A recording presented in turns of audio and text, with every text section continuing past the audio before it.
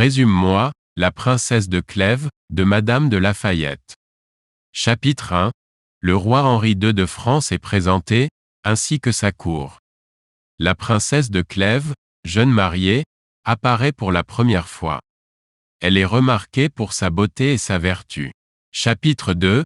La princesse de Clèves rencontre le duc de Nemours, un homme séduisant et charismatique, qui la trouve très attirante. Elle est troublée par ses sentiments pour lui. Chapitre 3. La princesse de Clèves assiste à une fête costumée où elle rencontre à nouveau le duc de Nemours, déguisé en homme ordinaire. Elle est fascinée par sa conversation et son charme. Chapitre 4. La princesse de Clèves avoue à sa mère qu'elle est attirée par le duc de Nemours, mais qu'elle souhaite rester fidèle à son mari.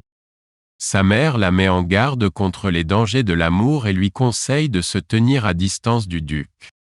Chapitre 5. Le duc de Nemours révèle à son ami le prince de Clèves qu'il est amoureux de la princesse de Clèves. Le prince est bouleversé par cette nouvelle. Chapitre 6. La princesse de Clèves apprend que le duc de Nemours est amoureux d'elle. Elle est troublée et confuse, mais elle décide de rester fidèle à son mari. Chapitre 7. Le prince de Clèves tombe malade et meurt. La princesse est dévastée par sa perte et décide de se retirer de la cour. Chapitre 8.